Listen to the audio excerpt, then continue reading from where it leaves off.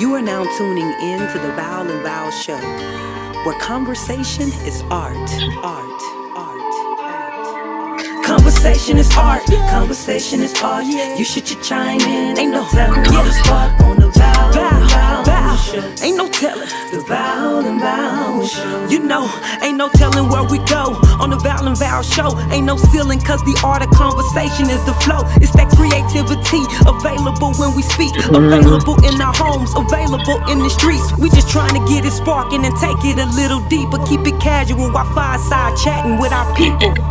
Yeah, we take it a little deeper. It get hot when we fireside chatting with our people. Cause conversation is art, conversation is art. You should chime in, ain't no telling what'll spark on the Val, the Val and Val Show. The Val and Val Show.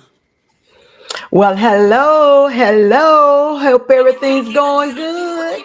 Welcome to the Val and Val Show, or should I say the Val and Valerie Show, since I have a dual personality, Val and Valerie Show. Hope everything's going good. Welcome to Conversation is Art. Hope all is well. Hope the pollen is not doing you all like it has been doing me. I am getting better, but it has been rough on the girl. It has been rough. Well, first things first. My guest, Mr. K, was not able to make it, had something come up, so I rescheduled him for later. However, it worked out good because I've been dealing with something this week, and it was on my heart, and I had actually said if I didn't have a guest tonight, I would actually talk about this. And I'm not sure whether I'm going to be on here an hour or 30 minutes or an hour and 15, because this is something, you all, that must be dealt with. And I asked someone today to come on, I think they're coming on in May, to actually talk about this. And initially, I was going to say this was going to be about healthcare disparities. However, I'm going to call it what it is. It is Black women and healthcare discrimination, because that's really what it is. I mean, we have got to call, as they say, a thing a thing. And of course, I'm going to be typing and hosting myself as well. So, y'all going to deal with me looking down and all that stuff. However, it is healthcare discrimination. That just the bottom line of it. And honestly, I've come to the conclusion, as a healthcare provider, a nurse for 36 years, there is absolutely nothing that they really want to do about it. It's been studied to death. Two ways: to the death of that they don't want to do anything about it, and also, sadly, to the death of many Black women. And no, I ain't talking about Hispanics. I ain't talking about other people of color. I'm talking about Black women, folks that identify as Black women. Those matter too, but I'm talking about what's directly affecting me and my family. As a matter of fact, something has got to be done. Period. It has got to stop. It has got to stop. We have got to demand all these excuses to stop for why Black women get less care or no care in some instances. I actually reposted a Facebook Live that I did last year, August 26, 2023. And I said, it is not healthcare disparities. It is healthcare discrimination. And what happened was, I had two incidents. My daughter had a dear friend pregnant with her first child, excited, as most women are when they're pregnant and having a baby. Anyway, had a difficult labor. Discovered the baby was very, very big. However, they waited and waited. And about time they got to doing a C-section, she had, the baby was moving down the birth canal. Then they had to do a C-section. It was a traumatic birth. It was awful experience. I was on vacation at that time and had to come off vacation mode to help them navigate. And literally just her husband had threatened this hospital to give her the care she needed. And it was due to, she sent my daughter a text that said, help my husband raise our daughter. I don't think I'm going to make it. And you all, to send someone something like that, you have got to feel impending doom. and pending doom. So you all, please share this live. If you don't share anything else from Conversation R, please share this live. Share this live with everyone you know. Definitely every Black female you know, and their loved ones and their families, because we have got to demand better care. We have got to stop being dismissed. I myself, I had an experience when I had my daughter. No, excuse me, I had my son. And I knew from my daughter that I had a narrow pelvis. So one of the things I could not do post delivery was I could not void. So I had to have my Foley reinserted with her. So when I had him and he was bigger, I shared that with them. So they still took it out, which they should have just to see, but I still could not void. So it ended up, I was telling my nurse, I said, I cannot void and my bladder is really full and I'm in pain. And she was like, well, I had done all the running the water and all that stuff that you normally tell people to do. I had walked, still could not void. Well, finally, the pain was becoming so intense. I'm talking about worse than my labor pain. This is how bad I was hurt. Mind you, now I had delivered a 8-pound, 9-ounce boy too, some hours ago. I literally said this to her. And I said, look, you get a Foley and you get it now. I mean, she probably thought I was the exorcist. And she came back because she knew then it was business. Inserted it and it filled up the bag. They had to drain it and then it was about halfway full. That is how big full my bladder was. And of course, I reported it and I had a conversation with her and I told her, I said, if you don't learn nothing else, you listen to your patient. I don't care nothing about you being an L&D nurse for 1,000 years, whatever your profession is, you listen to the patient. If a patient say they feel like they dying, I don't care if they smiling. They feel like they dying and you need to take them serious. So when I did this live in August, the incident with my daughter's friend had happened. I had a almost 80-year-old cousin who had been on vacation with her family, driving back home to Pensacola, Florida, got about 15 minutes out, and her speech became garbled. So they went straight to the hospital. Her granddaughter, who's a nurse up north, had to literally call the hospital to demand that they do a CAT scan. They want to know if she on any drugs. You think she might have taken something. Why would you think this almost 80-year-old Black female who has driven, I forgot it was coming up north somewhere, in a car, and all of a sudden her speech gets incoherent and garbled? The first thing you think is that she's taken something. She had a stroke. Unfortunately, the residuals of that stroke, she died a few months ago. She never did fully recover due to neglect of care. And I know they got all these buzzwords. Well, you need to check your bias. You know when you're not treating someone right. You know when you're not treating someone right. This unconscious bias, lie, and rhetoric that we got going on, it's hurting us real bad. It's hurting us real bad. And we have got to become more outspoken and advocate. And I tell anyone, do not let anyone you know go to a hospital alone and not have someone there to monitor what's going on, period. I don't care how minor the procedure. I'm almost at the point now we need to start going to the doctor's appointments with each other just to be safe. And it's acceptable. It's acceptable. And the reason I say it's acceptable because it's not changing. We talk about the Tuskegee experiment. This is not syphilis, but it's about the same. You're still not getting the proper care you need. They're still delaying and waiting to even treat you. And then sometimes the medication and the dosages that they give us are not adequate to take care of us, because we do all know that Right now, we're all being treated based on a middle-aged European white male model as it comes to medicine and treatment. That's changing a little bit. They are trying to correct that, but not so much enough for us. So we need to educate ourselves.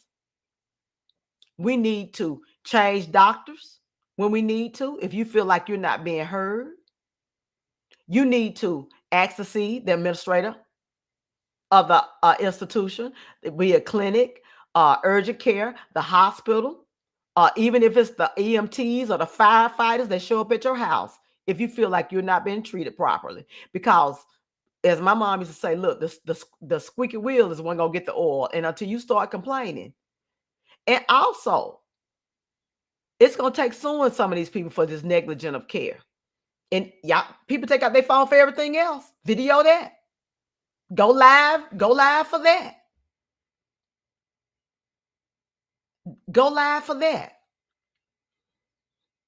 And so this week, what brought me back to this topic is that my great niece is in the hospital in Pensacola, Florida, been there 5 or 6 days now.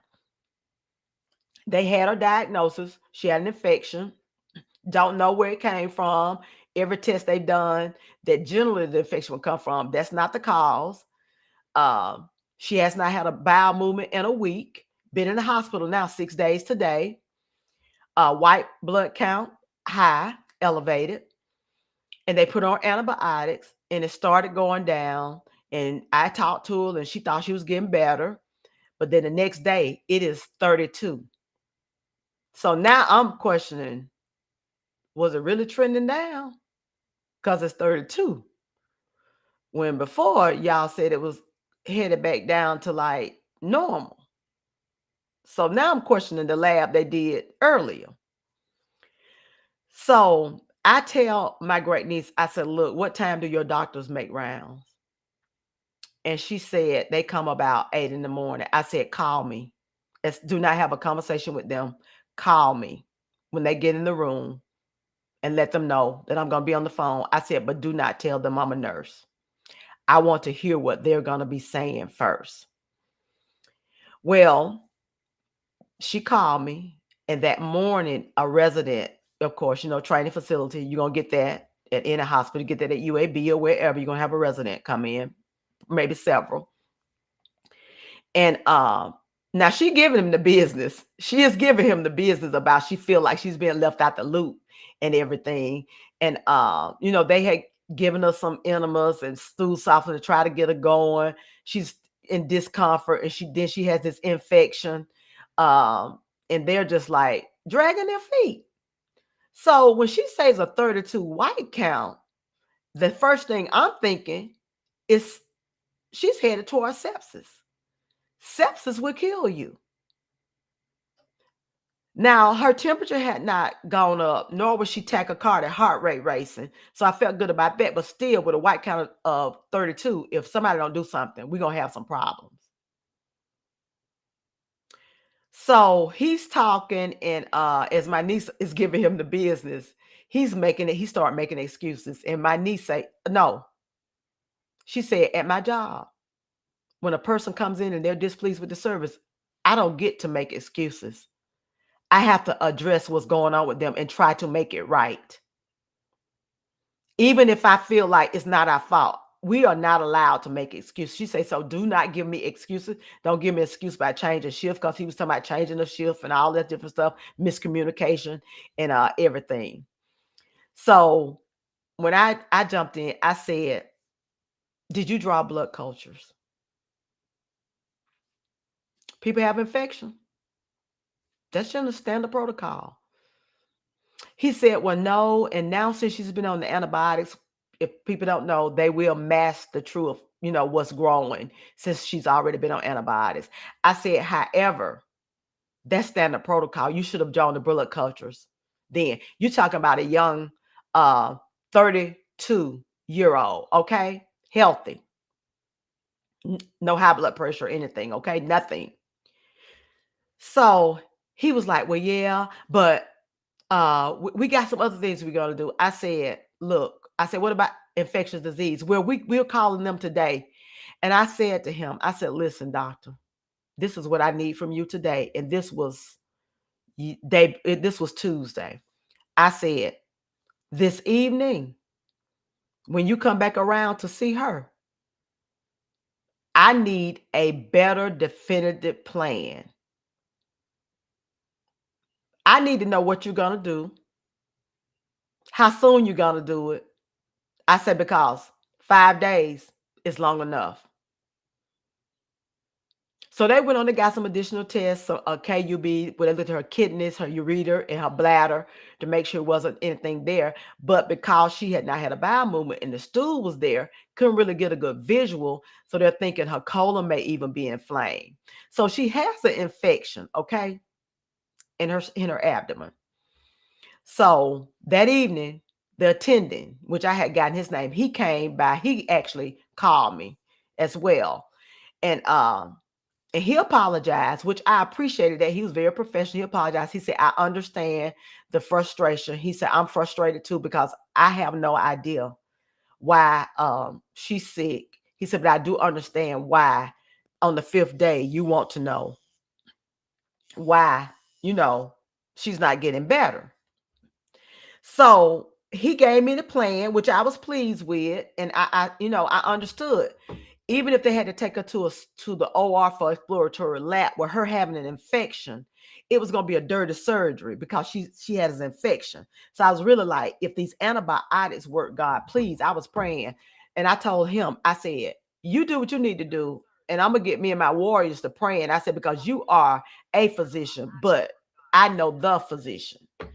Because I really didn't want her to have surgery if she already has an infection in the abdomen. And when you open it up, that ain't good either. And it makes for a more complicated recovery. So we set up the plan, and he was adding a new antibiotic, got an infectious disease on. Long story short, today they called me. Her white count has dropped 9,000, okay, which is wonderful. So we're headed in the right direction. So I'm gonna take a break right here. Welcome everybody in, and I'm gonna share this story that one of our lawyer follower is sharing, that she had a right knee surgery, had a post-operative dislocated jaw. She never knew the cause of it until someone started working at the hospital, and he was telling another student how he had a patient that jaw locked, and he forced it open. And he was talking to her, and she told him, that was my jaw you dislocated. Requested the medical records, and they had been falsified. See, y'all, you don't know who you be talking to. Never documented. And y'all, I'm sorry to say, as a healthcare person, I wish it didn't happen. But some of this stuff get covered up. It really does. It's sad. There is no way with me as a nurse I could do harm or give a wrong drug or do something like that and cover it up. I could not sleep. My conscience would haunt me so bad. The Holy Spirit would drive me insane. I could not do that. But you have people that would do that. And it's unfortunate, but it's the world we live in. And I'm going to read something to you all. I looked this up. I just looked up Black women, and I call the healthcare disparities because that's their buzzword. That's what they use. We're going to call it healthcare disparities because the reason you all are not really able to get the care you need is because of this, and this. No, it's because you're not giving us the care we need and deserve. So it has nothing to do with, as much as it has to do, as you all claim about disparities. It's discrimination. Because if I'm Black and I come in and tell you I've been having a pounding headache for 2 days and I can't hardly keep my eyes open, and the first thing you want to do is a drug screen. But somebody from another race, usually white, come in and say the same thing, and you get to popping Demerol, Toradol, or whatever. Drug screening them don't even cross your brain cells. So it's discrimination. I saw it as an ER nurse and was an advocate for my patients. No, you're not going to do that. I had a patient that was very similar to what my cousin had. Older black female came in. She's about 77. Her family said the day before she was up and moving. They called to check on her the next day. And she was just acting different. They went over to see her and she was moving just kind of slow. They was like, wait a minute, what is wrong with mama? Got to the ER. The first thing the doctor wanted to do was a drug screen. I told him, right, I said, come and walk with me. We went in the room. I said, why are you ordering a drug screen first and not a CAT scan? He said, well, I want to make, no. I said, let me tell you something. I said, that lady right there is the same age as my mama. I said, so basically what you're saying, if my mama was laying in that bed, you'll be more concerned about my 70-some-year-old mother being a drug addict, a drug seeker, than her having a stroke. He turned beet red, but I didn't care. We got the CAT scan, and sure enough, that is unacceptable. And yes, I did report him.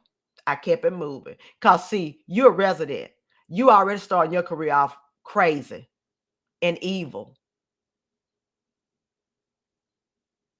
So you need to speak up for your patients, regardless of their race or whatever. If they're alcoholics, whatever. When they show up to the healthcare facilities, they are there to get treatment. But this article that I found, dated October 31st, 2023, Racism, Sexism, and the Crisis of Black Women's Health. It was by the brink of pioneering research from Boston University. Now, when this article opened up, this is what blew my mind. For nearly 30 years, Boston University has led the largest and longest running study of Black women's health, shining a light on tragic disparities / I'm going to add discrimination, and showing women their lives matter. Okay, Boston University. Been doing a study, y'all. 30 years. 30 years. I'm 58, so I was 28, had been a nurse almost 6 years when they started this study. So, what more studies do we need? We have them being done right here in Birmingham, studying racial inequality, healthcare disparities, lack of health equity. What are we studying? We know it exists. We know why it exists. We know every community in Birmingham that does not have access to adequate health care. We know why. So what are we studying? But this story that started out in this article was that this daughter was sharing about her mother. She struggled with severe hypertension for most of her life. Her mother did. Battling complications that led to a heart attack and stroke by the time the daughter Donna was in her 30s. She also recalls the dismissive response from a doctor when her mother voiced concerns about the severe side effects of her medication, blood pressure medication, blurry vision, severe headaches, dizziness, nausea, and fatigue. Okay, you put somebody on a medication, they're taking it. They come back or call and say, this is what's happening to them. Is it treating the hypertension or causing more complications? But her mother was dismissed.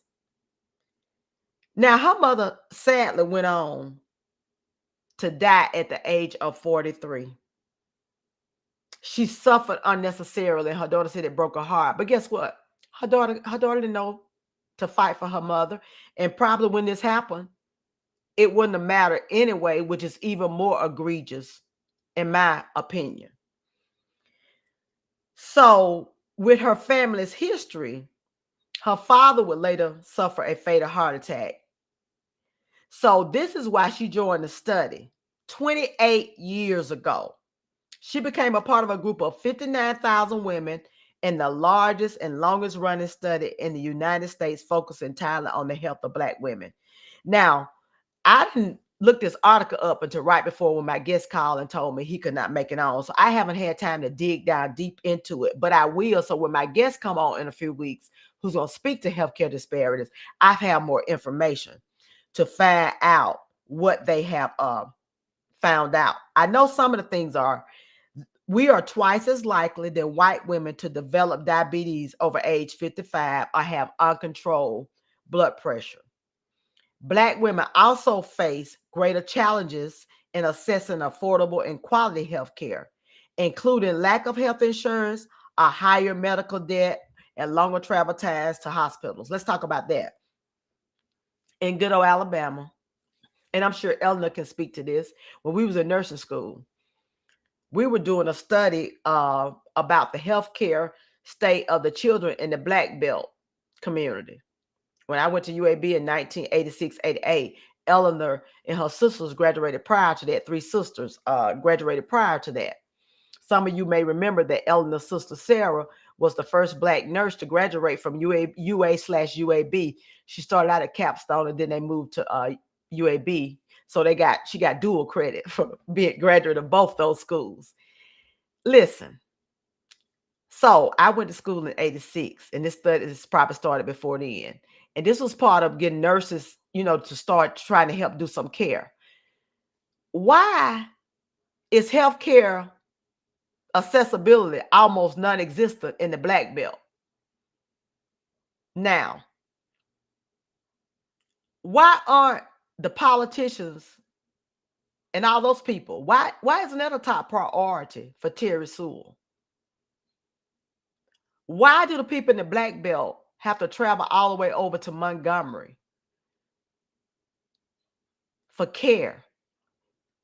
In these united, let me do it like my pastor Thomas Beaver say, in these yet to be United States of America, that is just unconscionable.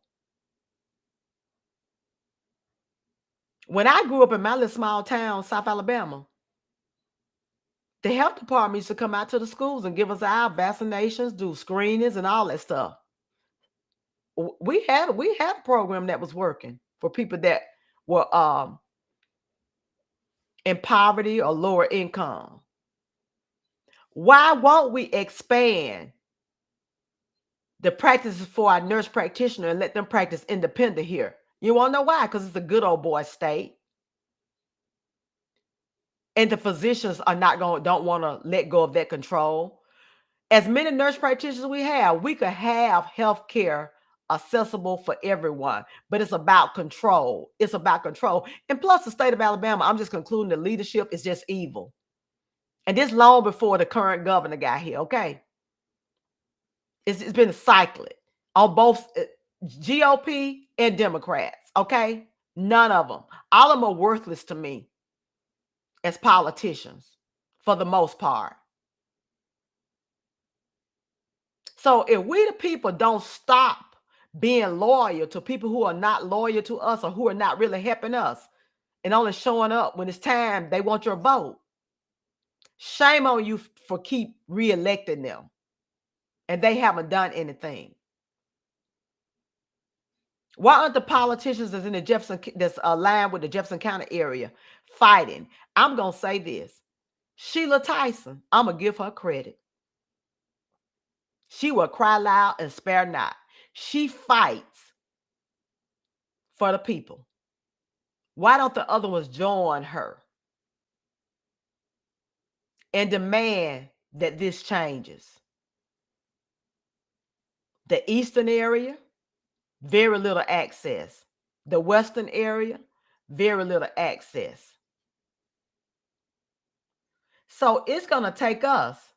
And my sister just typed that they're closing the surgery department in our hometown Atmore June 1st, 2024. So that means they got to go to Pensacola or Mobile. Y'all, people died. Those travel times can mean life or death. Life or death. And I know people in my hometown, they complain about the Atmore Community Hospital, but I guarantee you, I'm going to let you know, if it was not there, many more of you would die before you got to Pensacola or Mobile. Be assured. No, it's not no level 1 type trauma center or anything. But if they were not there to stabilize some of you all, you wouldn't make it. But why is it that when it comes to Black women, that if we go in and say something is hurting, we either don't get treated for it, or they want to start talking about, is it menopausal? Is it all in your mind? I know when I'm hurting. I know when I'm hurting.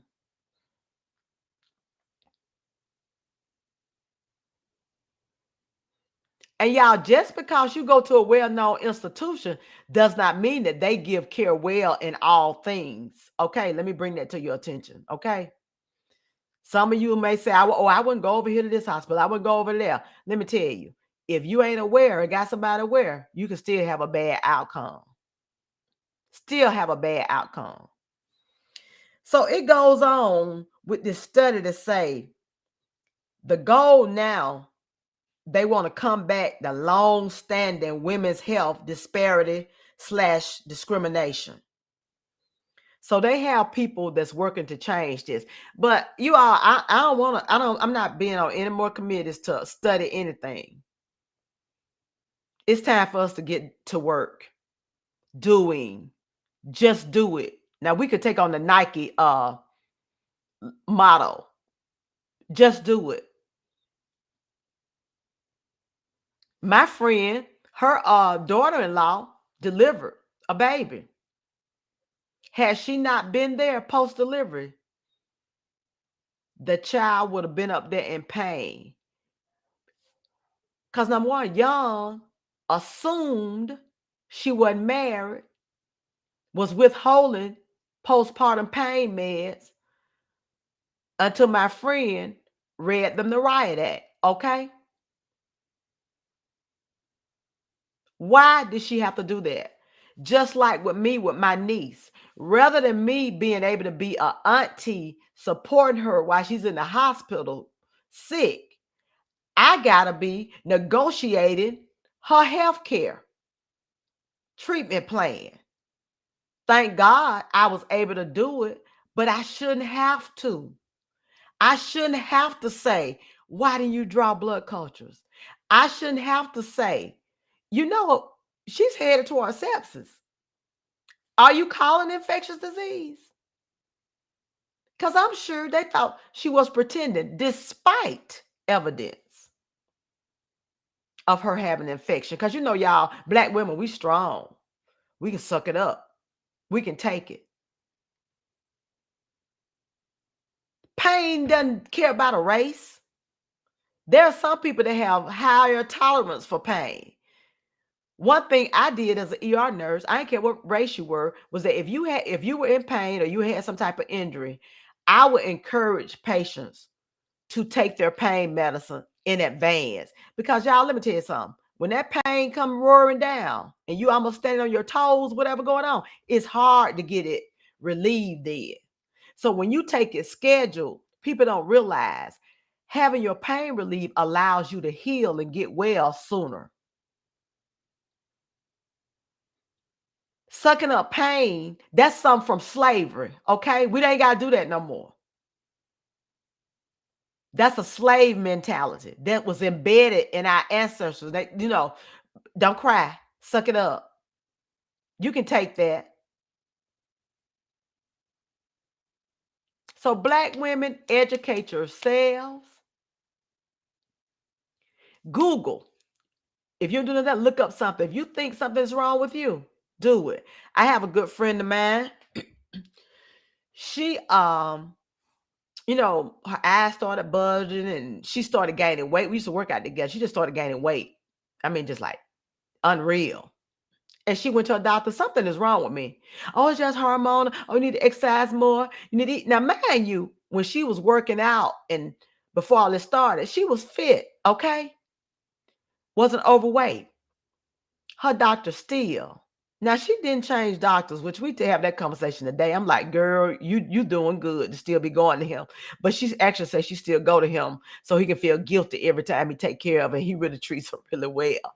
She went and researched and discovered I think it was a pituitary tumor. She researched what she thought based on her symptoms and told her doctor, she would have told me, you need to do a MRI or CAT scan, whatever it was. They had not done it. And she had surgery and she's doing well. I still couldn't go to him. Absolutely not. You have lost all trust from me. Ain't nowhere in the world. I don't want you to even listen. I don't want you to take my blood pressure, okay? Period. I don't want you to take my blood pressure because I can't trust you as my physician. And I'm sure there's many more, sadly, I hate to say it, but it's horror stories out there. You know, we know some of those from Stars. We all know, was it Venus? No, Serena. Which one had the blood clot? I can't remember right now. But here they are with a boatload of money. And she had a history of and had to tell them, lest she would have died. Now, other than my postpartum experience, thank God, I have not had any incidents like that. And neither has anyone in my family. I'm fortunate. I have an excellent primary care physician, down to the point that when I have high blood pressure, so I take amlodipine. But I was talking to one of my friends who's a black male physician down in Mobile, and he asked me, he said, how long you been on the amlodipine alone? He said, well, they've gotten studies now showing that in black people, for some reason, it will start causing renal issues. He said, but they have a combination drug called amlodipine, amosartan, that those two together counteracts that renal function being affected. And he said, have a conversation with your doctor about it and tell her, to switch you. I went on the portal and I literally sent a note to my doctor.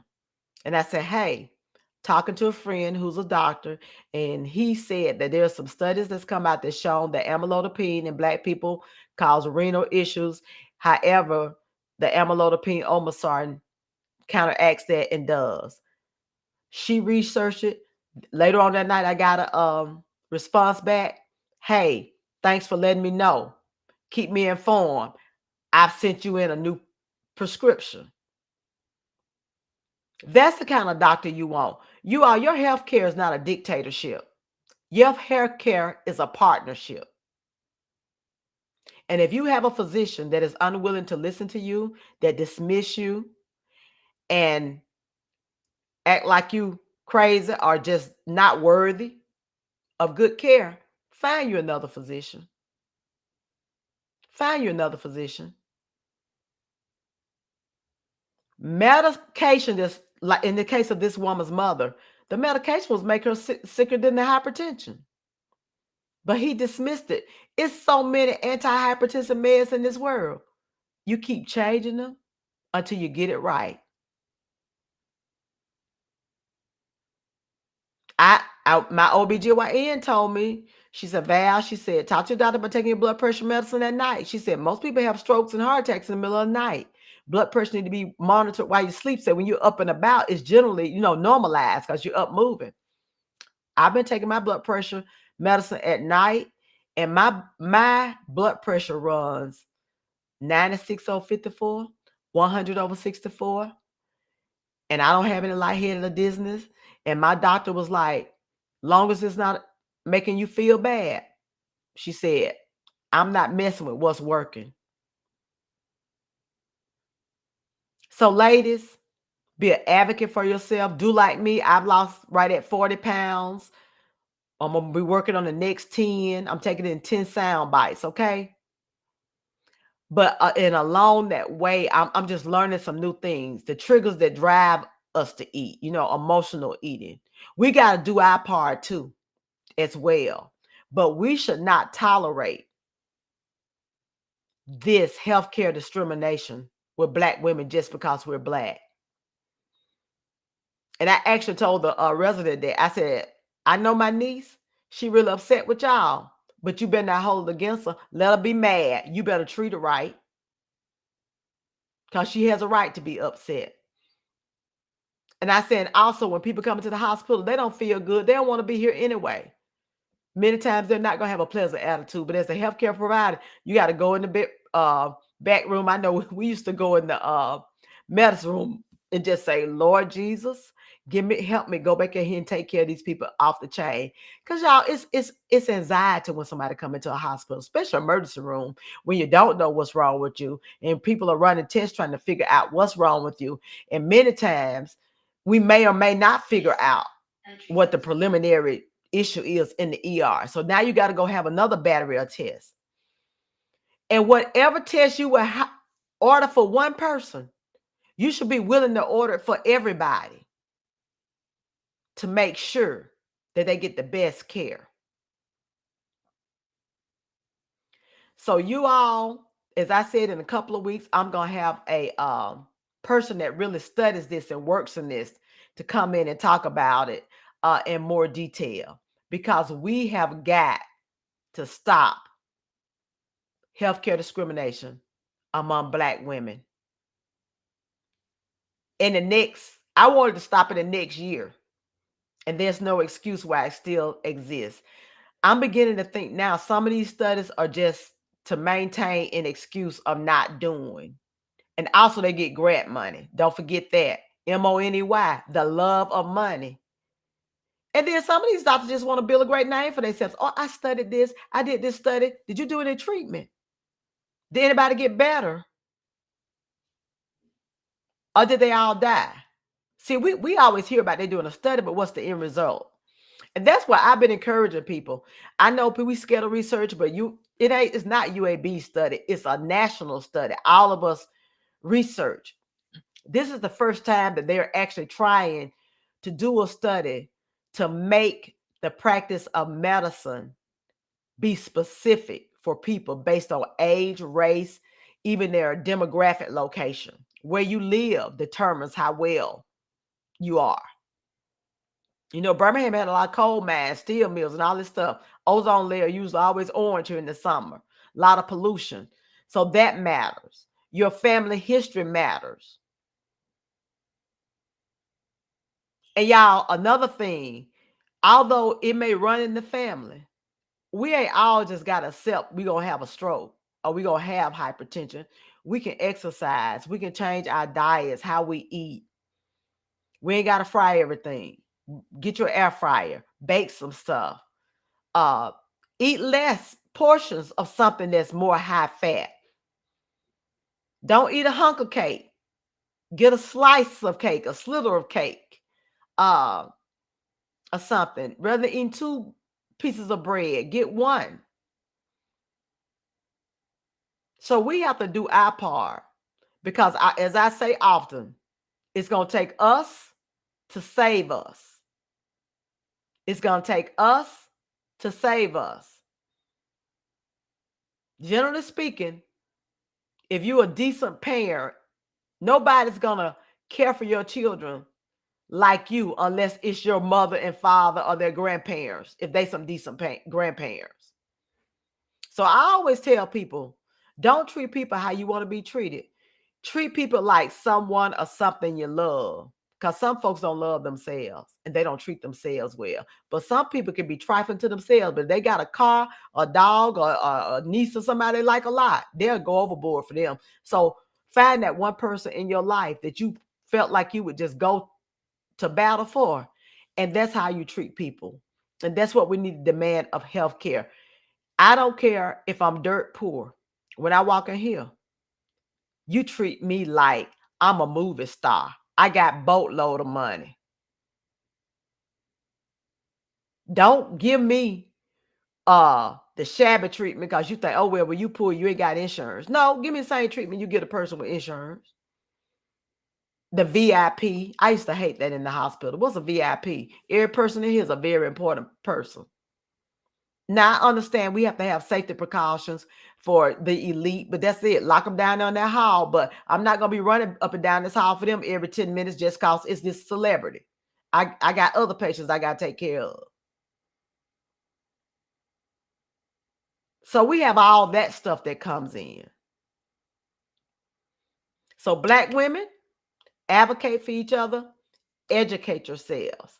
So you all, that's my spiel for tonight. We're gonna dig deeper into it in a couple of weeks. Um, Next week, you all, we're gonna have Miss Sharon Ray North. She will be here. She's been our guest before. Sharon is a jazz artist and the co-founder of Touch of Class Production LLC. Now, what I did put on here, she's also an author, so she will be here to tell us about her new venture.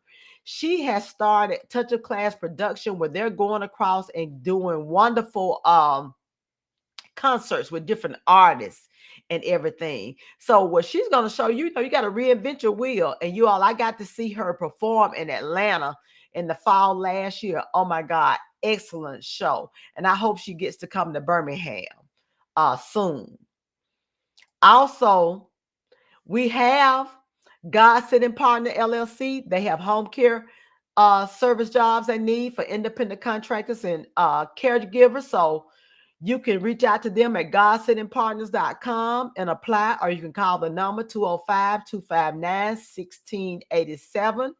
So you get your job taking care of people. However, if you don't really like patients, don't apply. And if you got sticky fingers, don't apply. Just keep doing what you're doing. So anyway, I enjoyed you all. And as I said, we'll get Mr. K scheduled again. Oh, and let me tell y'all, my sister, she moved from California in 2017. She just put this note. She said since she's moved back to Atmore, she's had 3 different doctors. And this one starts messing up, I'll be looking for 4. Let me tell you this before I get out. She said she had to tell one doctor he was coming in to examine her husband, and he didn't touch him. And those of y'all that know my sister Faith know she got him, right? She told him, hey, how you going to examine somebody you ain't put your hands on him? You got a problem touching him? Well, he wasn't a doctor much longer. But the doctor she has now, she really loves him. The second one was good, but she relocated. So speak up. And as she said, she'll definitely be looking for 4. So you all have a good night. Conversations Art, we thank you for being our fans, and please share this with everyone so that we will know that this healthcare discrimination is real, and y'all, it's causing Black women to die prematurely. Love y'all. Y'all have a good night.